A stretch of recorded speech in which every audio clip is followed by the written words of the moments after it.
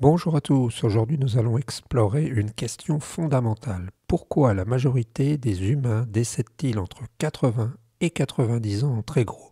Malgré les progrès médicaux et technologiques, il semble exister une limite naturelle à notre longévité. Plongeons ensemble dans les mécanismes biologiques et les statistiques qui expliquent ce phénomène. Mais avant le générique. Ici la Terre. Les humains parlent aux humains. Écoutez, je vous prie. Salut, ici la chaîne Sentier du Bonheur et tu sais bien qu'on commence à être de plus en plus écouté.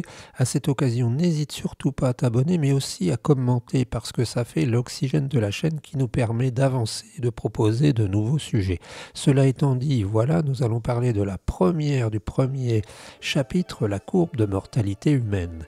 Les données démographiques montrent que le risque de mortalité augmente de manière exponentielle avec l'âge. Alors, exponentielle, tu sais ce que c'est une fonction qui n'est pas une fonction du type x fois y, ou je sais pas quoi. C'est pas une fonction du type qui monte comme une ligne normale. C'est carrément une augmentation presque verticale, comme si un avion montait comme une fusée vers le ciel. Et il augmente significativement. Alors, par exemple, en France, le taux de mortalité pour les personnes âgées de 65 à 69 ans est de 11,2 pour 1000 habitants. Et il augmente significativement avec l'âge. Cette augmentation rapide du risque de décès après un certain âge est souvent représentée par une courbe de mortalité en forme de J, illustrant le mur biologique auquel nous faisons face. Ben oui, le bas du J, c'est le début, et le haut, eh bien, c'est la montée. Les causes biologiques du vieillissement. Plusieurs facteurs biologiques contribuent à ce mur de la longévité. Le raccourcissement des télomères, qui sont des structures protectrices au bout de nos chromosomes, limite le nombre de divisions cellulaires. De plus, l'accumulation des mutations génétiques et le stress oxydatif endommagent progressivement nos cellules. Ces processus mènent à la défaillance des organes vitaux, comme le cœur, les reins ou le cerveau, qui finissent par ne plus fonctionner correctement. Anecdote et cas concrets. Prenons l'exemple de Jeanne Calment, la personne ayant vécu le plus longtemps documentée, décédée à 122 ans. Des cas comme le sien sont extrêmement rares. La majorité des personnes âgées font face à des maladies chroniques et à la défaillance d'organes, avec un S. Il y en a plusieurs parfois. Par exemple, en 2022, en France, 1015 personnes en attente de greffe d'organes sont décédées faute de donneurs disponibles. Cela illustre la fragilité de nos organes avec l'âge. Comparaison avec d'autres espèces. Ah ouais, alors là c'est cruel. Certaines espèces animales présentent une longévité exceptionnelle. Le requin du Groenland, par exemple, peut vivre 3 à 500 ans grâce à son métabolisme extrêmement lent et à des conditions de vie particulières. Il va pas au bar sans doute, il fume pas.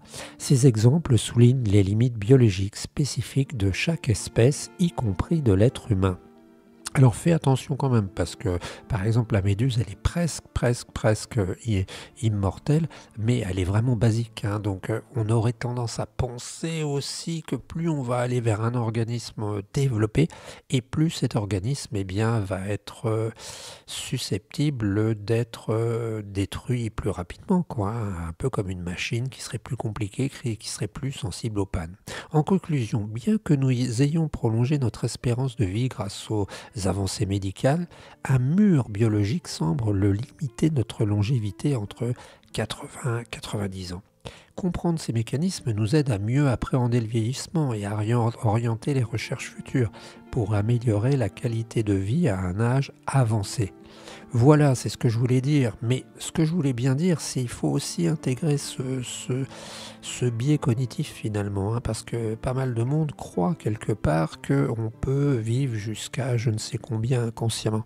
Eh bien non, ça nous rattrape et je te dis, arrivé à un certain âge, il y a cette forme de J là, qui fait que tu vois ton papy ou ton ami à 60 ans qui est en pleine forme, ou je touche du bois pour lui, et que tu vois que 10 ans plus tard, ça commence à se réduire, et puis après, ça devient très difficile. Voilà, c'était un petit aspect que je voulais souligner. On se retrouve très bientôt. N'oublie surtout pas de t'abonner, d'activer la cloche pour avoir les nouveautés, et puis de commenter la chaîne vit de ça, la chaîne vit pour ça, pour faire que nous tous, nous puissions aller plus loin ensemble. Ciao l'ami et bonne journée.